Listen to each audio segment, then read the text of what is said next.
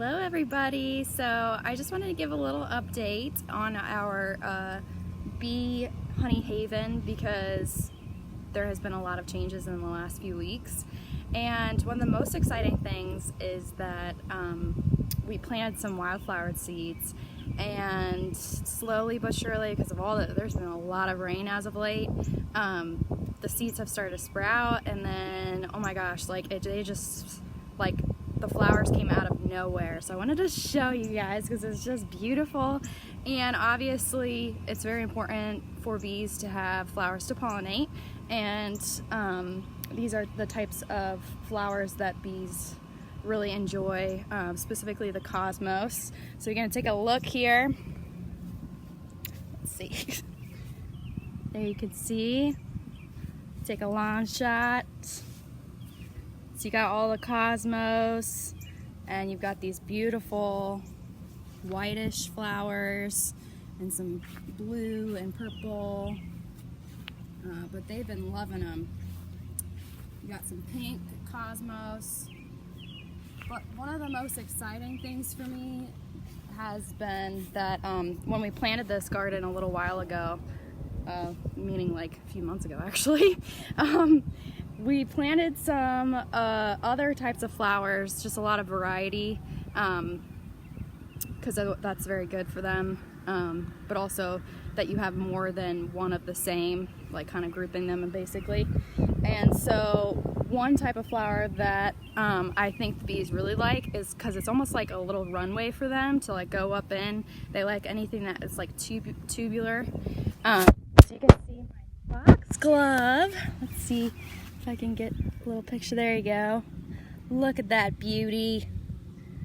So she's grown really, really well, and the bees really like her a lot. So foxglove is beautiful. And then another one that has just sprouted out and up crazy. I have lots of them now. Beautiful purplish, and that's called a gay feather. So they really like that too. Fun fact, bees do not, something about their color sense, they do not like red flowers, but they do like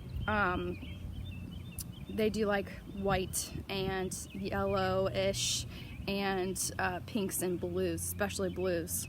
So that's why I have the colors that I have in my garden. So you can see there's more gay feather, lots of them sprouting up, and this one is it smells good and it is beautiful, and that's bee balm. It has a beautiful scent, and it also looks really pretty. So they're attracted to the smell of that. And then down here is eventually going to also be like the other one over there with the tubular, with the foxglove, but it hasn't come up yet. And also, fun fact about that plant, it can also be known as digitalis, and so you have to handle it pretty carefully, because it's what is eventually made into the pill that people take for any kind of heart issues. Oh, one bee is coming up next to me to say hello, which is great because I'm gonna come see them soon today, which I'll have another video for that. But I wanted to show you guys the garden before, because look at that. They're very much enjoying it. Going up all in it. And man, we just started that from seeds. So if you're feeling like, man, I'd love to have some wildflowers, seriously, just got like a bag for $6 at Lowe's and then just threw it. We literally just got rid of the grass in this little patch, put some mulch and soil down, and then spread those seeds, rake them in, and then look at them. Can you believe that? So I think the bees like it, and so do I. So that's a little update on our honey haven. Also, so last night, the Beekeeper Association met, which seriously, they're the greatest people ever. We spent like 2.5 hours together just socializing, especially towards the end. They're just like super great people to hang out with, beyond the fact that obviously we enjoy bees and talking about bees, and we can talk about bees the whole time, and not feel guilty about it because we have that in common. Whereas with other people, I mean, people find it interesting, but apparently they said, oh my gosh, that was not my bee, that was a wasp. Apparently people start getting tired of you talking about your bees after about a year. So we'll see if that's true of my friends. I'm on the lookout to know if you're still interested in about a year or so. But like Brian got me a shirt that says, I hear what you're saying, but I just want to talk about bees. And that's the story of my life as of right now, because I love to talk about them and I love to do what I'm doing. I just love it. So I love to share it with people. And I think people overall, they enjoy hearing about it. But speaking of that group, I met somebody new who has been doing it for about, I think he said it was his 3rd year. Check him out. I wanted to give a shout out to him, Russell Bees. If you look him up on YouTube, I was looking at one of his videos of the attack of the bees. Back Off Bee Man, check that video out. It is something else. They looked like they were swarming around him.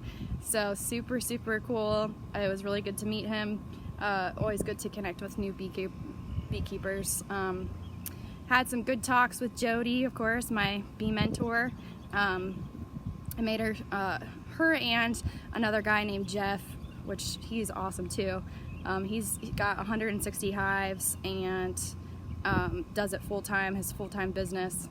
So much wealth of knowledge. Oh my gosh, if you are a new beekeeper, you definitely need to get connected with an association, because I couldn't do what I'm doing without them, because I mean, I'm learning and I'm reading, but there's so much more knowledge when you're talking with people who are doing it on a daily basis as a full-time business, and just so much advice they can give. Every question that I have, like, they're able to answer, and they know because they're basing it on their experience. So super cool. Obviously it's good to read about it, and I'm reading different books, but having that face-to-face interaction and telling them specific things that are happening, they're very, very helpful. So but anyway, so Jeff and Jody were the ones that, Jody's the one that gave me her bees, and Jeff gave me one of his queens, which I found out he was gonna kill her on the day that Jody came to give her to me. I was like, what? Because he didn't need her.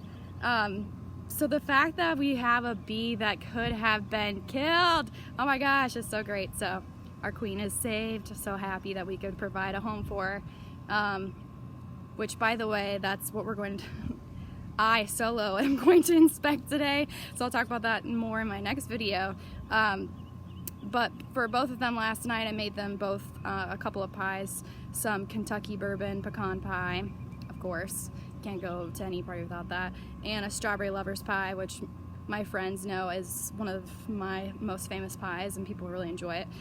So they both were fighting over not knowing which one they should choose, and so they just decided to share it with everybody, which was so nice, because they're just the most generous people ever. Love them to death, and I'm so thankful for them and that connection. So seriously, like, this first year, there's so much unknowns and all of it's new, and so just having that backup and feeling supported is just, it's everything. So anyway, so that's a little update on what's been happening here with our beekeeping venture in our first year. So little update for you.